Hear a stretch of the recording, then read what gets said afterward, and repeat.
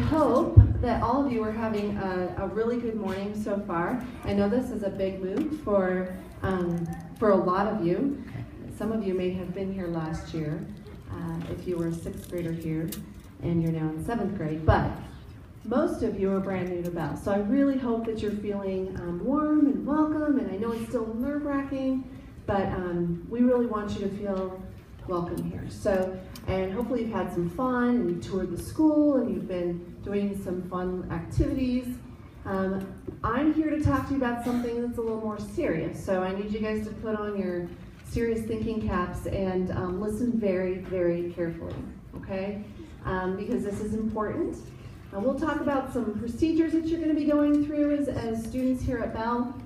We'll also talk about some things that might get you in trouble, which I believe in being proactive and not getting in trouble. So we'll go through some of that. This is our official conduct code meeting. So even those people who may not be here today are going to get a special presentation because everybody has to see this presentation even if they're absent. So here we go. All right. We'll talk a little bit about how we use the building and how we work as a community, taking care of our community and taking care of each other. We'll also talk a little bit about breakfast and lunch and what that procedure looks like, because that's important, right? And then we'll talk about the conduct code. Okay, school opens at 7:15 in the morning. If at all possible, we ask that you not get here much before 7:15. That's when the building opens. But if you get here before 7:15, you'll be sitting outside until the building opens. You will enter through the front doors, and then 8th graders are going to enter through another location. So you guys will be entering through the front doors, okay? And you guys can kind of see, I don't know if you can see the graphic, but the 6th and 7th graders, most of the 6th and 7th graders will be going in through the front main entrance, just like you guys did today. But some 7th graders, depending on where the locker is, will be coming through the side door over there with the 8th graders. So you'll kind of figure that out once you figure out your lockers and so on and so forth. If you are late or absent, okay, your parent must call to excuse you by 3 o'clock the next day. Here, this is important because it can land you in truancy court. It can land you actually in the court system, not school system, the actual court system. So this is important that if you are absent, your parents need to call in and say, hey, my kiddo's absent, was sick, etc., whatever it might be. And they have until 3 o'clock the next day. So if you're absent today, your parents will have until 3 o'clock tomorrow to call in and get that excused. After 3 unexcused absences, I'm skipping ahead, so I'm not going to skip ahead just yet. Locker access before school. So you're going to be able to access your lockers basically 3 times throughout the day, and that's it. You will not be able to access your lockers in between class periods.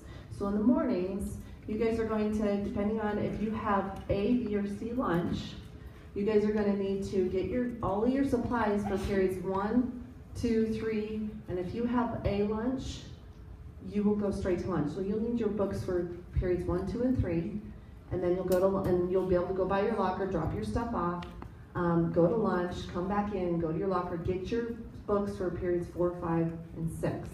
Okay.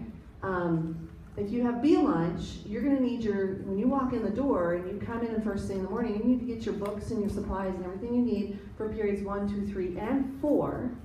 Okay, and that's true if you have B or C lunch. So you'll have to get your books for all 4 periods. Go to your classes right before lunch. You can, if you're in B lunch, you're going to leave your stuff in your classes. Go to lunch. Go back to 4th period after lunch. If you're in C lunch, you're going to stop by your locker, drop your stuff off for periods 1 through 4, go to lunch, and then after lunch, get your stuff for periods 5 and 6, okay? So there's only 3 opportunities throughout the day to go by your locker, okay? The other piece about this is last year, as you guys all know, I'm new here, but there was a whole committee that came up with a policy around cell phones. And so you cannot have your cell phones in the classrooms at all this year. So your cell phones need to be locked up in your locker all day long, okay? There were parents involved in this decision. Lots of different committees made this decision. So even when you stop by your locker at lunchtime, you need to keep your cell phone in your locker at all times during class. If your parents need to get a hold of you for any reason, they are being instructed to call the office and we will get a message to you, okay? What if we're in a lockdown and we need to text them? Nope. Sorry. Okay, we'll take care of all of that. Lockdown situations, we will be taking care of you, okay? Let's see, I want to make sure I got all that. If you're in the halls for any reason, other than during passing period, you need to have a pass, and your school planner is your pass. So your teachers will sign it. If you need to go to the bathroom or whatever it is, you have to have a pass. So your school planner is really important here at Bell. You're going to be receiving that, I believe, tomorrow during first period. So you need to have that planner with you, and that is your pass, but you have to be signed out. Okay. If you don't want to use the school planner and you have a phone, can you use the old? No, you need to use the Bell planner. Great question. Thank you. All right, make sure I got everything. All right. Breakfast and lunch. So breakfast, we do serve breakfast here at Bell. It starts at 6:50 in the morning. This is going to be those 7th graders who were here last year and participated, or 7th graders who were here last year as 6th graders and participated or ate lunch or ate breakfast in the mornings. This is a bit of a change. So we're open, cafeteria's open, you go in through the back, so that's not different. Go in through the back if you want to eat breakfast in the cafeteria. You have to be here by 7:15 to get breakfast. If there's a late bus or something, we will accommodate that. But you have to be here by 7:15 to get breakfast otherwise. And because we are going to be clearing the cafeteria out at 7:20. It will be absolutely cleared out because we need to get you in class by 7:25. Okay? No tardies during first period because of breakfast. Okay, so please, please, please, if you're here at 7:15, you can grab some breakfast really quickly. We can get you out of there by 7:20. I know the mornings can be a little hectic, but at the same time, we definitely want you to eat. If breakfast is $2.10. If you're on free or reduced lunch, then it is free. So, if you need to be here by 7:15, okay? Lunch is $3.55. If you're eating lunch here, have your parents. Best way, easiest way is to just upload right on MealPay.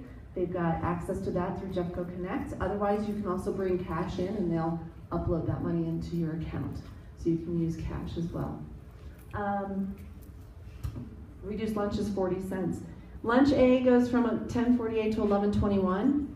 Lunch B is 11:18 to 11:51, and lunch C is 11:49 to 12:22. So again, if you've got B lunch, lunch will split your 4th period. So your 4th period teacher will go through all that with you, and you'll know what lunch you have soon.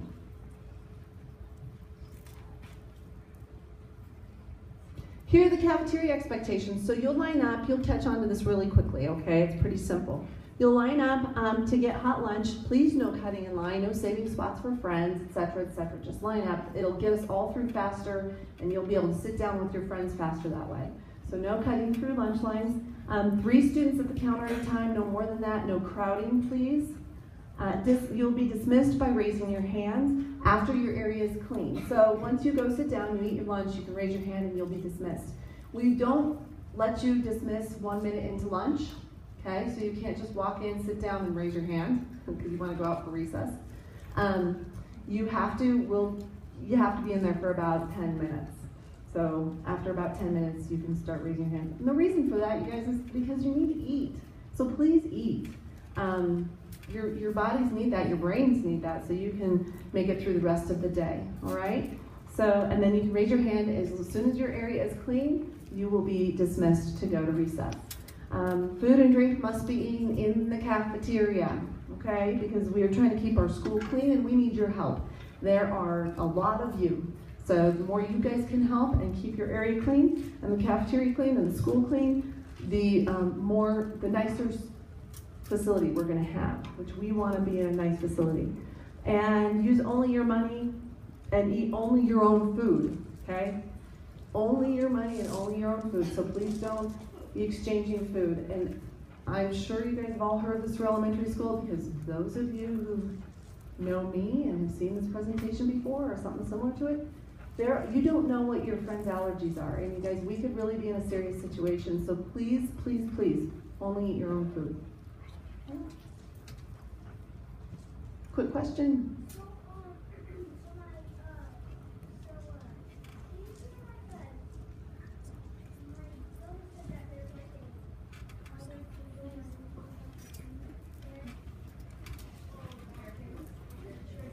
Share table? Is there a share table here? There's a share table apparently. I did not know that. So I'll be very honest. Our food services people really shy away from that because of food allergies. So I'll have to look into that a little bit further. But thank you for bringing it up. Expectations outside. We're going to take questions later, guys, so we can get through this, and then, so try to think if you can remember those questions. We'll take them later. Do not go outside the boundaries. They're all marked by yellow lines. We have got a huge, huge facility, but for recess, there are areas that are marked by the yellow lines. Please stay within those boundaries. There will be lots of adults out there to try and help you out, to remember what some of those rules are. Also, do not go beyond the basketball courts, which is the track, beyond the line on the field, or past the 4 square courts. There's plenty of space for everybody to be out there and enjoying themselves, even within those boundaries. You have to be away from the building and the classrooms, because as you know, there's 3 different lunches, and there are classes going on all throughout your lunch. So we want to be respectful of the kids that are inside and still learning. No climbing on the railing, please. We'll have people out there helping you remember this stuff, but no climbing on the railing. 1 person per swing. These are rules that you guys all know from elementary school, so this shouldn't sound any different. 1 person per swing, no pushing friends or swings, or jumping off, okay? So no pushing friends on the swings. You guys know how to swing. You're old enough now. And no jumping off of the swings, okay? Again, we're just trying to prevent injuries. And if you check out a ball, you're responsible for bringing it back. You have to have your ID with you to check out equipment, okay? So you must have your ID with you. If you check it out, please make sure you bring it back, okay? You will be getting your IDs, I think, with picture day, which is August 30th, if I remember correctly.